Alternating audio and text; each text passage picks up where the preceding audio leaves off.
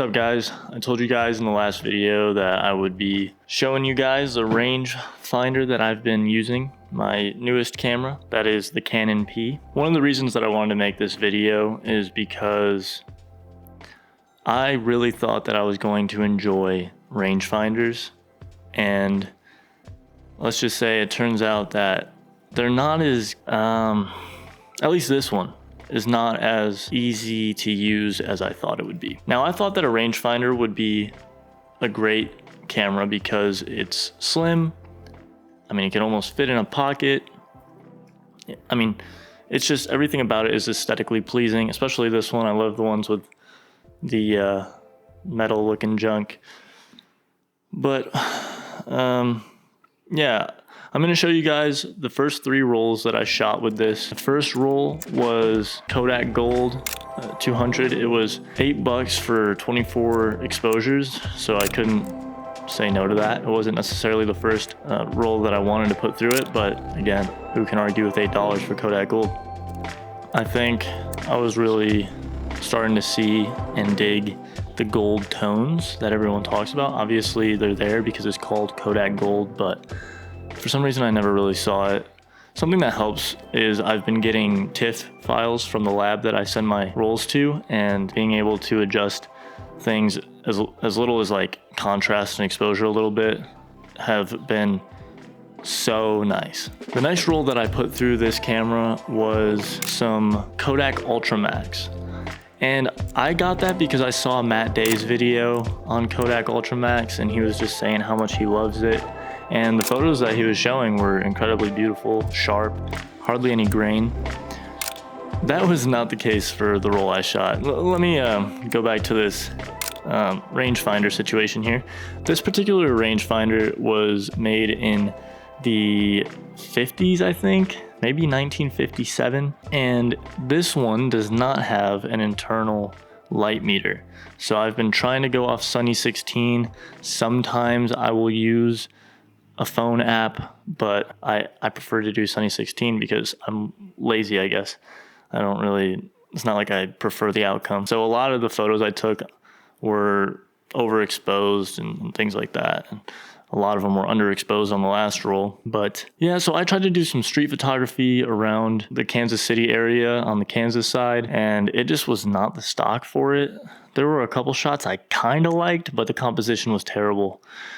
And that brings me to the biggest con about this camera.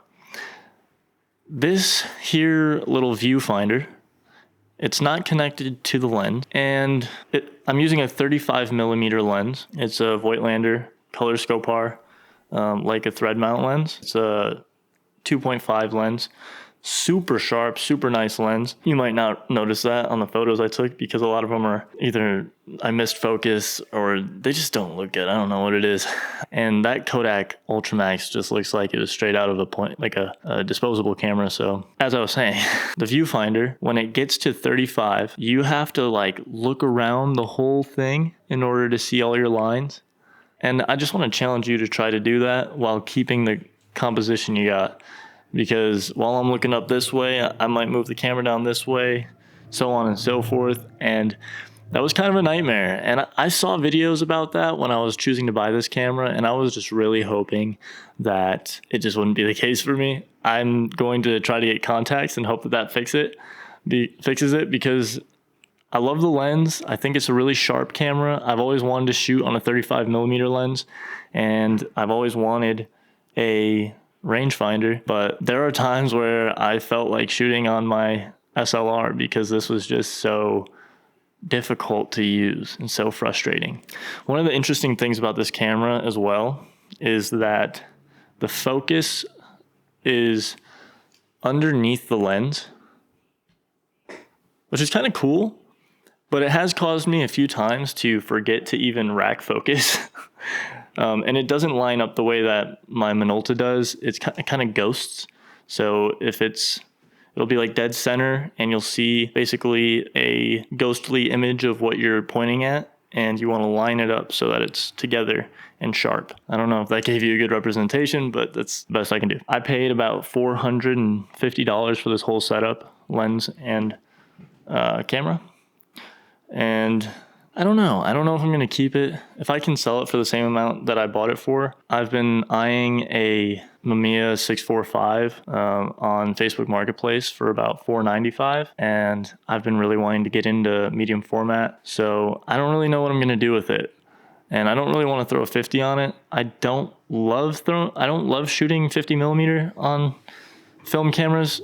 But again, there are times where I wanted to, just because of how difficult it was to use a 35 on this particular camera. So if I had a 35 on an SLR, I think I'd be real happy, but nothing beats the aesthetic of a nice rangefinder. So yeah, here's the last roll that I shot. It was some HP5. I didn't push it or pull it or anything like that. And I've never shot it without pushing it 2 stops. It's pretty nice.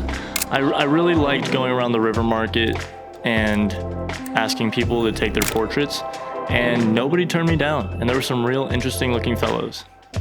There was this guy, I think this is one of my favorite portraits I took, and he looks how I look when I've farted in a room full of people that I do or don't know. And he let me take his photo, and then he proceeded to put a big helmet on that was like an elf, and he drove off into the sunset.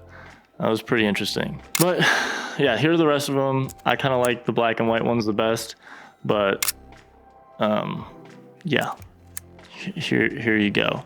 Thank you so much for watching, and I will see you in the next one. I'll probably just be talking about this lens, or if I come across another camera to use or film stock to use, I'll let you know. But I got a couple rolls of Portra in the works, so maybe we'll just talk about Portra 400.